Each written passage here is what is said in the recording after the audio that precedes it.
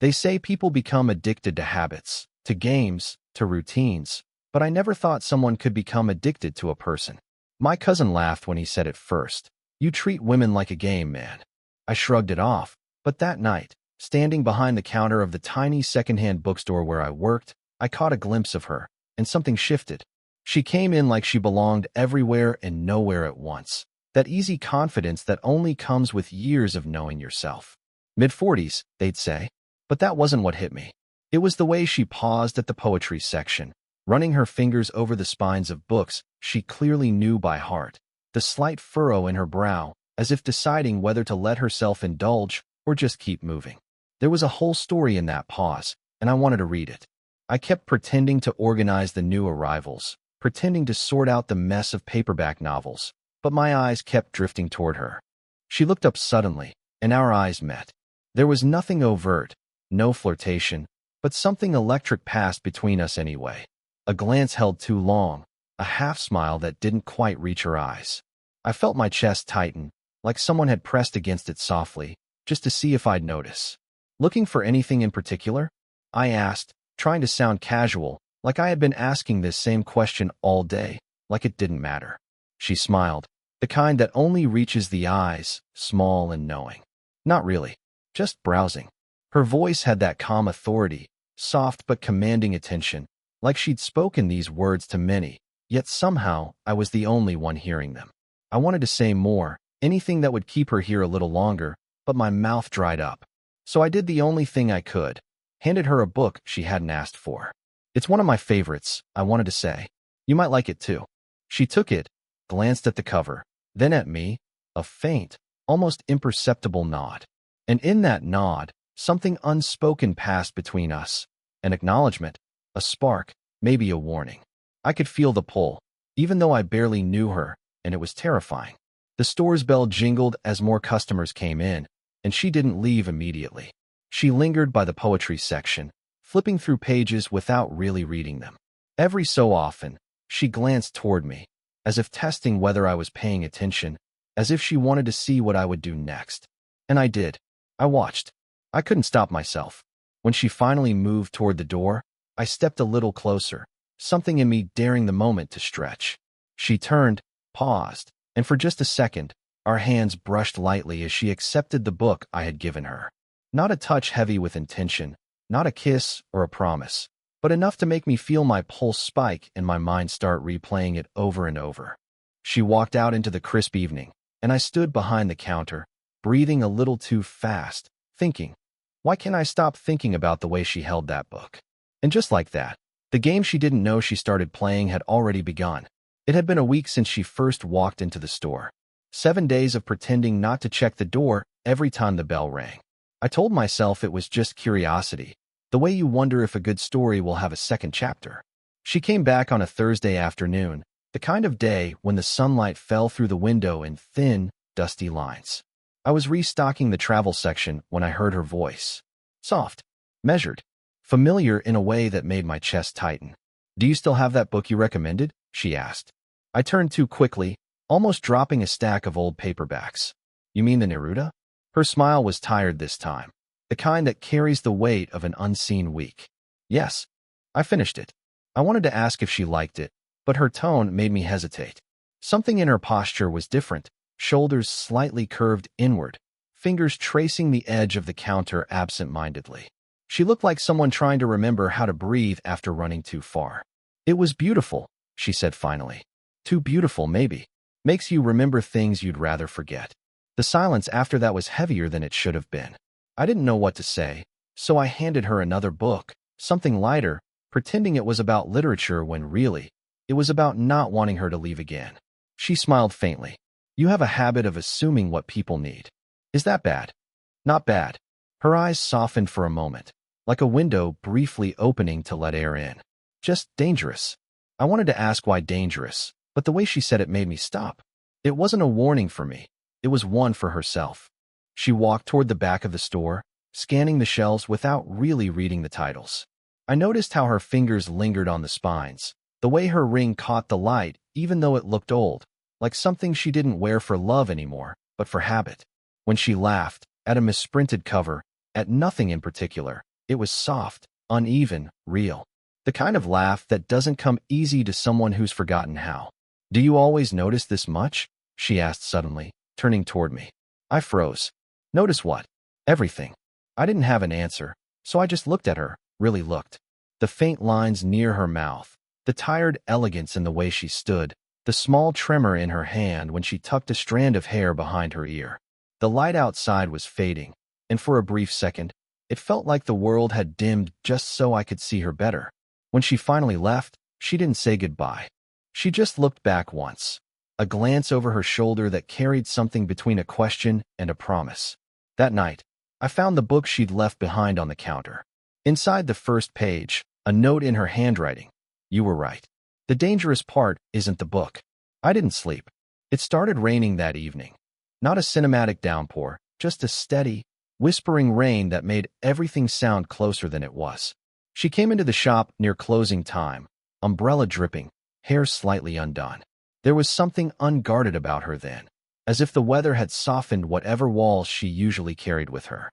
"You're still open?" she asked, glancing at the dim clock above the counter. "For you?" "I guess I am," I said, then immediately regretted how that sounded. Too open. Too much. She didn't react, just gave that small, knowing look, the kind that doesn't say yes or no, just "I heard you."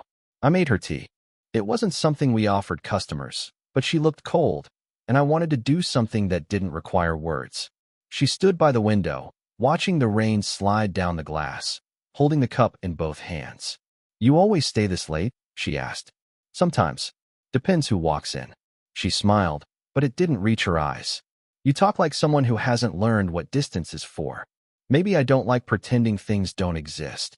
Her breath caught for half a second, barely noticeable, but it was there. That pause where two people realize the air between them is suddenly too thin. We talked about nothing after that. Books, music, the smell of old paper. Yet everything underneath felt like too much. The way she leaned on the counter, how her sleeve brushed my hand when she reached for her bag. Tiny accidents that didn't feel accidental. When her phone buzzed, she froze. A name flashed across the screen, Daniel. She silenced it quickly, but not quickly enough. "Someone important?" I asked quietly. She didn't answer right away. "Someone I used to be important to," she said finally, placing the phone face down. The room fell into a heavy kind of silence. I wanted to ask her what that meant. I wanted to ask too much. Instead, I picked up a book from the shelf and started reading aloud. Something about storms and waiting. She listened, arms crossed, pretending it was casual, but I saw the way her shoulders dropped slightly, as if the words were undoing her one by one. When I finished, she looked at me, really looked, and something flickered between us. A quiet permission, a dare, a shared recognition that neither of us would name. The rain outside softened. The sound of it faded into something like a heartbeat. She reached for the book, her fingers brushing mine. I didn't pull away. Neither did she.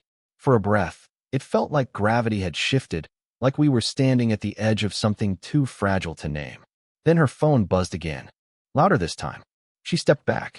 "I should go," she said, her voice a whisper that tried to sound firm. I nodded, even though every part of me wanted to say something else, anything else. When she left, the door chimed like it always did, but this time it sounded final. I stood there, the rain easing into silence, her untouched tea still warm on the counter, and I realized I was holding my breath for a moment that never came. The bookstore had never felt this quiet. Even the air seemed to hesitate, as if it knew something was about to give.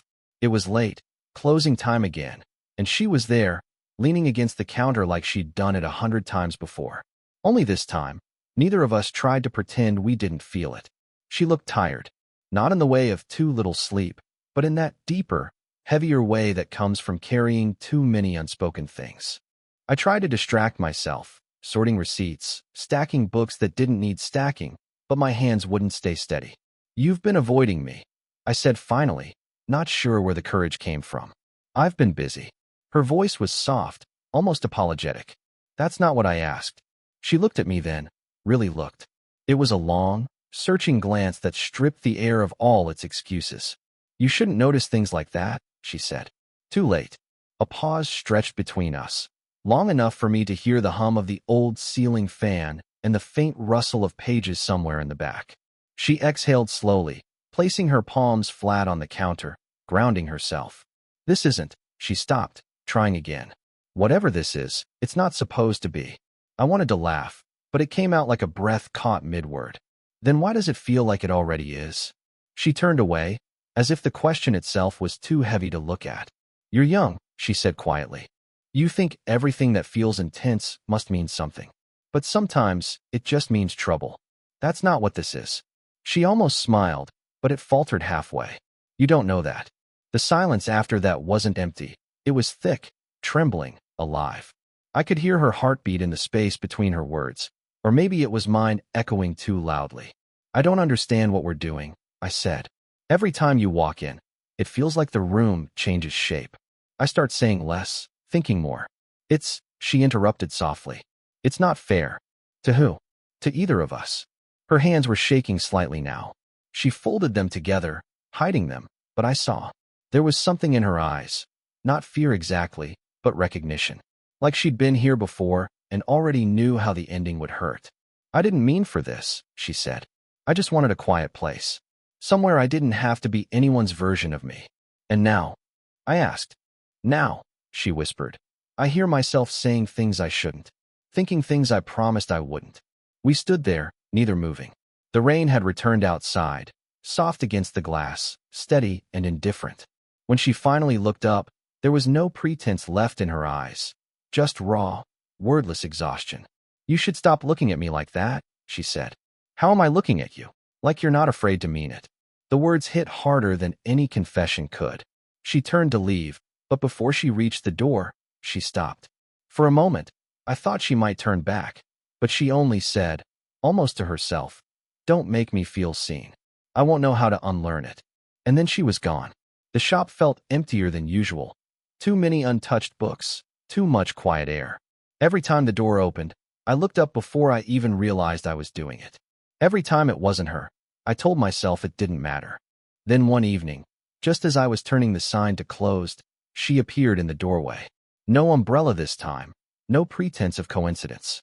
Just her, hair wind-tousled, eyes rimmed with something that wasn't sleep. Can I sit? She asked. I nodded, moving the stack of books from the stool across the counter. She didn't speak right away. She just sat there, staring at the chipped surface between us like it might hold her words for her. Finally, she reached into her bag and pulled out a small photograph. She slid it toward me without looking up. A man stood beside her in the picture, maybe late 30s, smiling in a way people only smile when the photo isn't posed. Her hand was resting on his shoulder, casual, familiar. But the look in her eyes, that was different. There was warmth, yes, but also something I hadn't seen before. He died 3 years ago, she said quietly. Heart attack. Out of nowhere. We were supposed to go to Italy that month. The way she said it, calm, practiced, made it worse. Like she'd told the story too many times to let it break her voice anymore. I'm sorry, I said, though the words felt thin, useless. She gave a faint smile. I don't tell people that often. Not because I can't, but because it changes things. It makes people start speaking softer, looking at me differently. Like I'm something breakable. I don't see you that way. I know. She looked up, eyes searching mine. That's the problem. I didn't know what she meant, not really. Only that it hit something deep and unguarded in me. I kept coming here because, she hesitated, fingers tracing the rim of her coffee cup. You remind me of the way he used to look at me. Not the same, exactly. Just the way it used to feel before everything got heavy. For a moment, neither of us breathed. The clock ticked too loudly. The world outside felt distant, irrelevant. I don't want to replace anyone, I said quietly. Her expression softened. You couldn't. That's not what this is. Then what is this? She sighed.